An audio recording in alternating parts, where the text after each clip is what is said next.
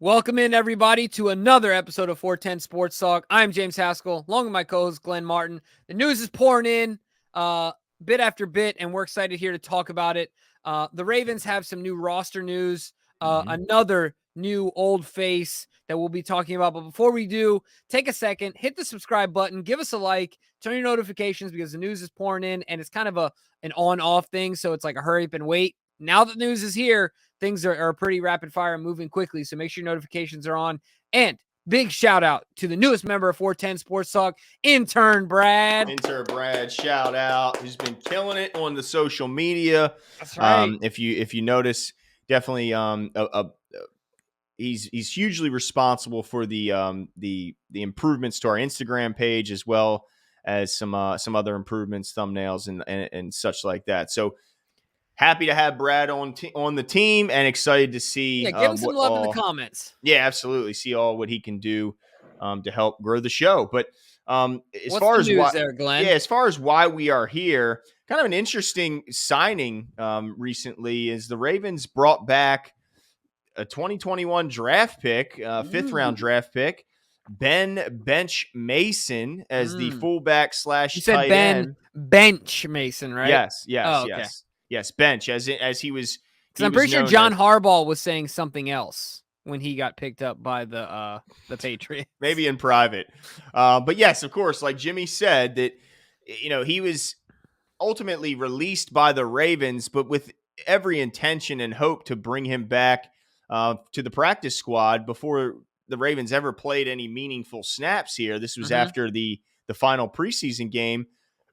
But kind of in a surprise fashion, after he was waived by the Ravens on the 31st of August, he decided to instead not sign with the Ravens practice squad, to sign with the Patriots practice squad on September 2nd, where he stayed for about 2 months and then was released by the Patriots, where he then signed with the Bears practice squad, where he stayed for the remainder of last season.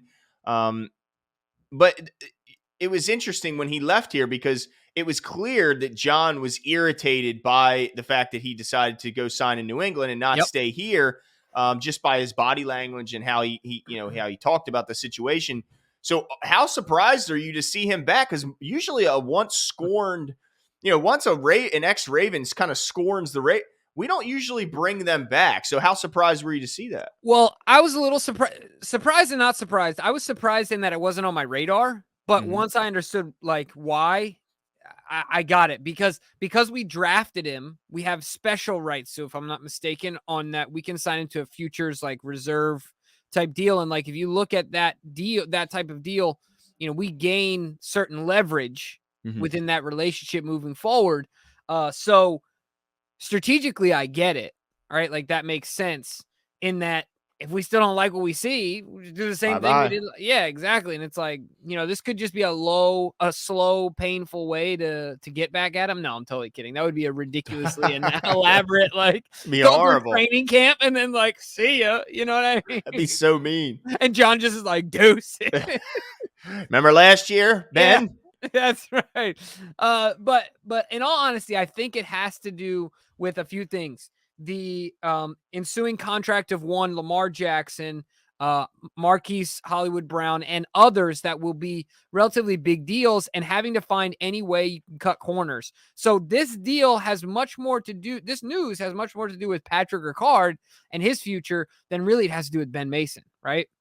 Yeah. Pat is an unrestricted free agent, and it will be interesting to see, and go check out our video with Jeff Zrebeck from The Athletic, because he talked about how there's kind of a disconnect there between what Pat's value is and what he's in a unique position, because not a ton of teams have a fullback and see it as very valuable, but he's very good at his role. However, the Ravens are not going to overpay, and they're not going to pay him $6 million a year to take on that role. So if the Ravens can find a cheaper way to assimilate his role, they're going to do that. Right. And going to have to do things like that moving forward with these guys, and their number is going to eventually coming onto the books. Right. So all that being said, I was surprised initially, but I'm interested to see how this plays out and ultimately what happens with Patrick Ricard. Right. Because I think Ben is now part of the future. part of the plans as they initially drafted him, and the Ravens just didn't have to pay him last year. Yeah, and I think it could very well, Jimmy, simply be a bargaining move by the Okay. Ravens, and they could look at You're like within the Pat yeah, discussion. and say, look, there's a reason we invested a 5th round pick in Ben Mason's because we saw something in him, and now that he's back, Poor Ben Mason's just chopped liver. Like yeah, he's he's a he's bargaining just a chip. bargaining chip. That's it. Because let's be Great honest point with though, what, Glenn. but because let's be honest, if I was Pat's if that was the Ravens, that's what I would say. I would say, look, Sure. I'd say Pat, or I'd say to his agent, look, how many teams even use a fullback this year, right now in this day and age? Okay, so that dwindles down his total pool. Then I'd say, how many teams are willing to pay their fullback $6 million? I mean, most Right. teams that use a fullback use one sparingly and will pick one up, here and there. Doesn't necessarily I don't know of any team outside of the 49ers that carve out a chunk of their cap room for their fullback. And It's the functionally, Niners. totally different Totally situation. different guy. I mean, you're talking Yeah. about a guy who's got fantastic hands, is more of a move guy. Not the same type of fullback at Pat Ricard. In fact, the exact opposite of what Pat Ricard does.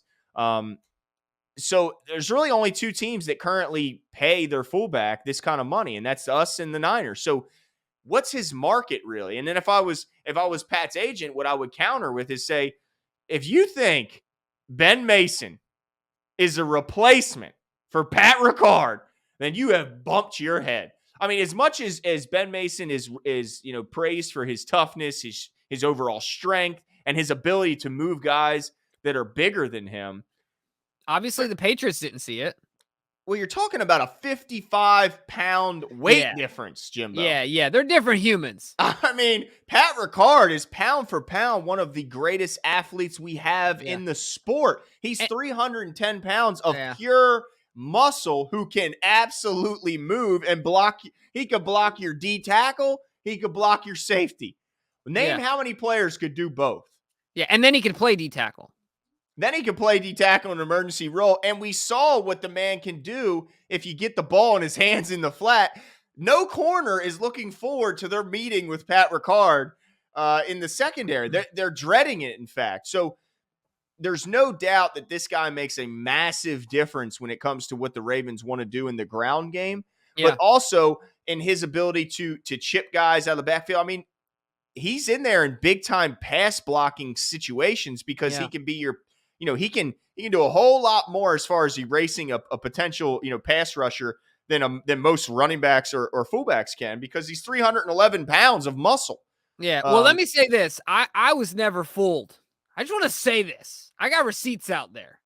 I was never fooled by the Ben Mason is going to replace Patrick Ricard type talk out there, because exactly what you said has been my point from day one. I think Patrick Ricard's athleticism and the rare air that he is in, I think he's probably in a camp that is one of one. Like there's one Patrick Ricard. I don't see another one out there. A guy who, like you said, could play guard, right? Could play fullback, could play whatever. And also all that he did is at the tight end position when we were desperate. Yeah, exactly. So with that being said, that's the hard part, because like you said, if you're his agent and you say you bumped your head, you have some serious problems if you think he's going to be able to do what my client does. My counter to that, my counter would be simply, well, go test the market and come back and let us know what it is. Because we think you're better than Ben Mason, but we're not willing to pay you what you're asking for. So we'll pay you what the market will pay you. Yeah. And so, his agent's job is to go out there and drum up as much interest as they can, knowing full good and well that it is in Pat's interest to stay here. So it's kind of an interesting scenario. I'm sure, agents are familiar with these things, but it will be interesting. And that's a great point. This all could be a big bargaining chip. But is there any way that Pat's done? That this is all we've seen with the Ravens, and Pat's out of the picture, and Ben Mason is going to try and be what Patrick Ricard was to a certain extent for way cheaper? Yeah, I think that the only way is, like you said, is if there's a market for Pat Ricard. So another team that could possibly use his services and runs a very power run, run heavy scheme is the Patriots. I Yeah, mean, New England, exactly. New They England got wants to pound. 47. Who is that guy? He's been a fullback there forever, and I never remember his name. I know his number is 47. Yeah, I He's been can't there for a long recall. time as well. But obviously, Patrick Ricard is better. Like, I mean, Pat Ricard, as far as just doing the job of a fullback, it'd yeah. be hard. You'd be hard to find a guy who can block better than Pat Are there Ricard. any other teams? The Patriots certainly is a better fit, Yeah, I mean, I'm trying to and think of Bill like, likes to spend that money. yeah, and when you got a young quarterback like he's got, I mean, you want to control the ball, keep the ball out of the other offense's hands. So and especially when you look around his division and stuff like that. So I think there's some teams out there.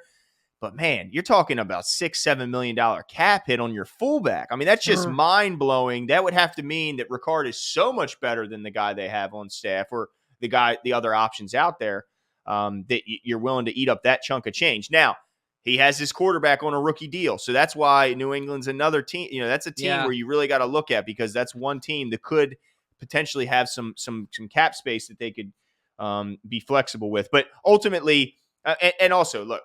Ben Mason's faster than Pat Ricard. He definitely brings more as far as if you want to use him to stretch the field a little bit. But other than that, that's really the only thing I see that he has on Pat Ricard is his speed. So is that enough? It remains to be seen. So ultimately, it could be a bargaining chip, or this Yeah. could be a guy that the Ravens see in their It will be future. interesting to see. Yeah, or it could just be like you said. Let's see what he's got, and they cut him again like they did last season. Wouldn't be surprised to see it go any of those directions. But let us know what you guys think. Were you surprised to see Ben Mason brought back after he left with and clearly irritated the Ravens on his way out by the fact that he didn't sign with our practice squad. He signed with another practice squad. Do you think this is a sign of Pat Ricard on his way out, and maybe his last year, or that last year was his final year in Baltimore? Let us know all that in the comments below, and we'll